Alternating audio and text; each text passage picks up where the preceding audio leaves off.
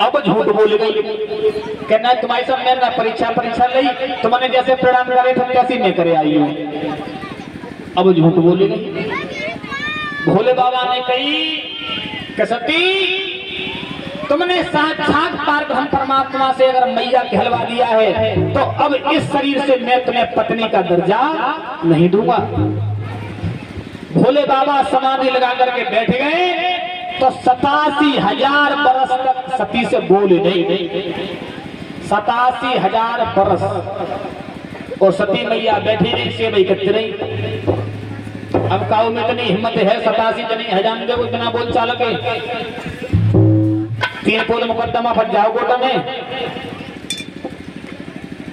अब भोले बाबा की समाधि खुली तो देखा है कि सब देवताओं के विमान जा रहे हैं। सती ने कही कि बाबा एक बात पूछो, नाराज ना हो तो कि बोलो कि जे सबरे विमान कहाँ जा रहे हैं? कि जे सब जा रहे हैं तुम्हारे पिता ने यज्ञ करवाया है, दावत खाएंगे। तो दक्ष की 60 पुत्री थी, 60। ये सभी 27 चंद्रमा को दी थी और इनका वृतांत हम आपको कल सुनाएंगे। तो इनने कही कि प्रभु जब सवारे देवता जा रहे हैं तब तुम ना जा रहे कि देखो हमारा नौ तो ना है, नौ तो ना है। ये प्रभु सवारी भेजने जा रही है तब तुम्हारा नौ तो चोना है।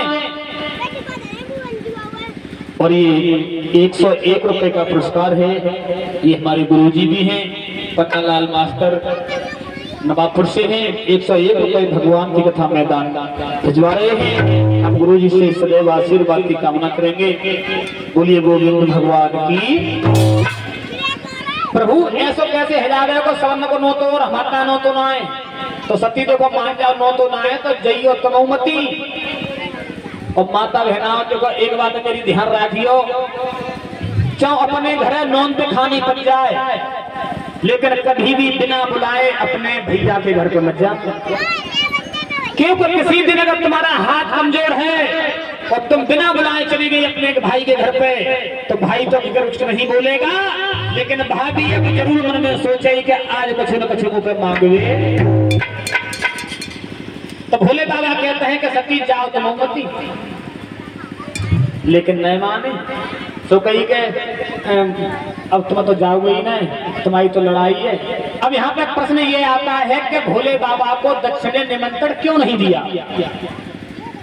भोले बाबा को निमंत्रण क्यों नहीं दिया दक्ष ने?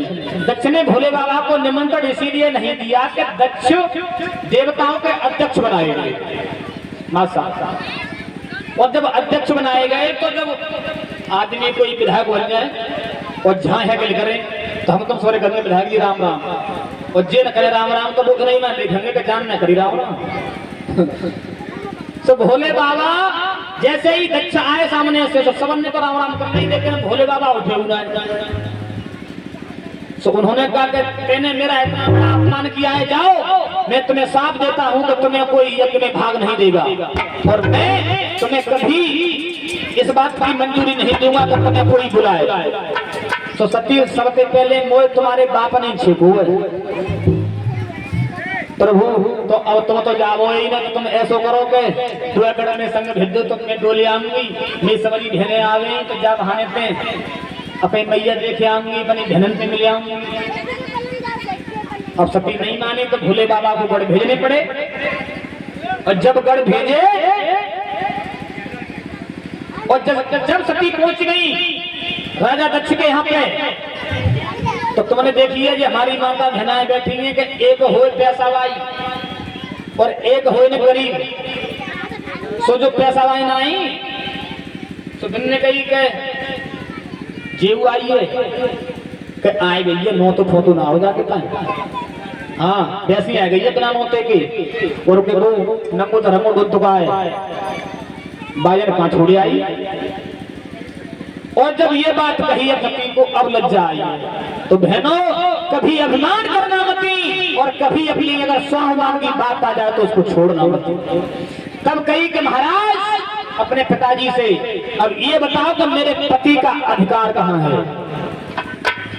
और जब दक्ष से ये कहा कि मेरे पति का यहाँ पे अधिकार कहाँ है, मेरे पति की जगह कहाँ है। अब मैंने पहले भी बताया कि जब गुस्सा आती है तो अकल काम नहीं करती। तो उसको ये घमंड था कि मैं तो अध्यक्ष हूँ। दक्ष को अब्बा ने जेना सोची कि चलो आई गई है बिना बुलाए का थोड़ा सा पस्ता जेव खा जाएगी का घटो जा रहा हुआ है। तो उसने सती से बोला क्या आरे ललीचो बिना बुलाई आई ललीचो बिना बुलाई आई।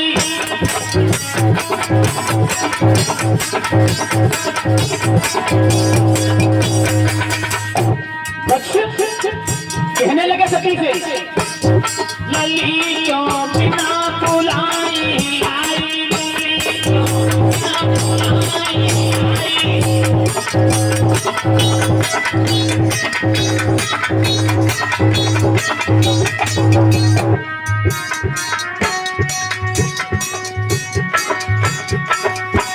अरे सब देवने भेजो मिनी नो तो भेजो तेरो पिया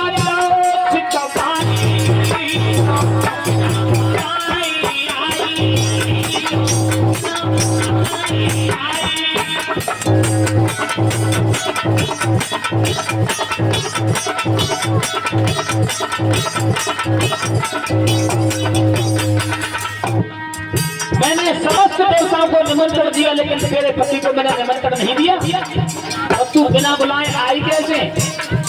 हाँ क्या तो इतनी बात कही है सती मैया को अब क्रोध आया और सती मैया ने कहा कि पिताजी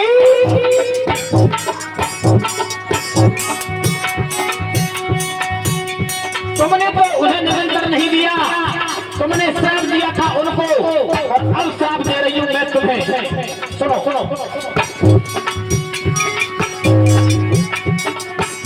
अरे होई विध्वंसैया की बत्यारी जो तुम ये एक कर रहे हो। अरे होई विध्वंसैया की बत्यारी या की बत्यारी और अंग भंग है आई ललियो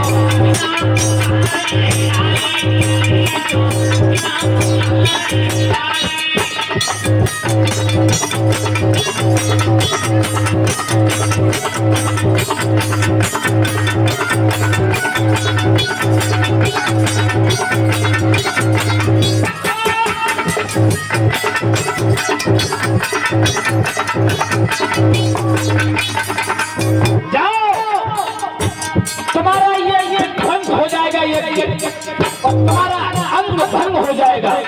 और सुनो अरे क्रोध की अग्नि जली भीतर में जली भीतर में सोई तीनों बदन जलाई लगी जो बिना बुलाई आई लगी जो